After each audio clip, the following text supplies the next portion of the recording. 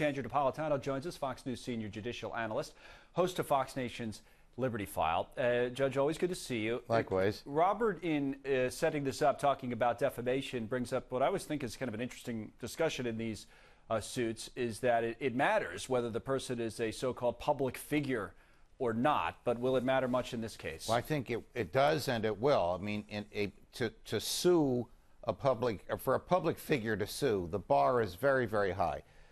You would have to show that Elon Musk published this knowing it was false or with reckless disregard for its falsity. Stated differently, public figures don't sue because it's in a nearly impossible standard. But when the judge said that Unsworth, though he was involved in a public event, though he entered the event voluntarily, though he entered the event with the intent of affecting the outcome, which had a happy outcome, is not a public figure. Therefore, under California laws, a federal court applying California state law, Unsworth only has to show simple negligence on the part of Elon Musk. Now, it's interesting.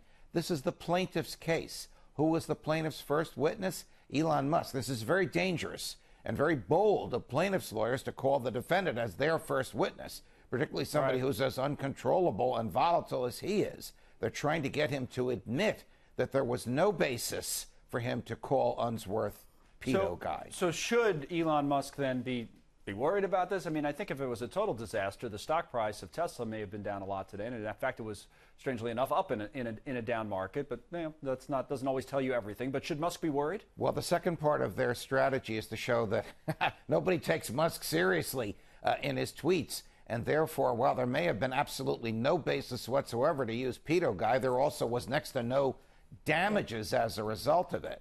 So Unsworth may get a Pyrrhic victory. You know, the jury may say, you're right, you were defamed, but what did you lose? Right. That's the hope and expectation and plan of defense counsel. All right, we'll follow it. Obviously, we're also following impeachment. I do want to ask you about the development of the day today from the Intelligence Committee in the House of Representatives releasing its report, which, as I understand it, now sets up the possible articles of impeachment. What's the takeaway, the big takeaway from this today from your vantage point? There's exceptional detail in there about which we did not know and about which no one on the committee discussed personally. That involves the trigger person in all this, Rudy Giuliani. There are hundreds of emails and phone calls which were examined by investigators for the committee, which tie the president to Mayor Giuliani and Mayor Giuliani to all the players on the ground. I wouldn't say this is an airtight case, but it's a far stronger case than the one we thought the Democrats had last week. You wouldn't say it's an airtight case. I've heard words like bribery thrown around today, abuse of power, obstruction of justice, on and on. Okay, I wouldn't say it was airtight if they're trying to prove a crime, but if they want to argue that the president committed bribery or that there's enough evidence from which one could infer bribery, there's plenty of evidence here for them to do that. Okay, but probably not enough for the Senate to convict him of such a crime. We're going to go here in a second. I don't think the Senate would convict him of anything. Political question, as you know. All right, Judge, we will keep following that as well. It's good to see you. Pleasure.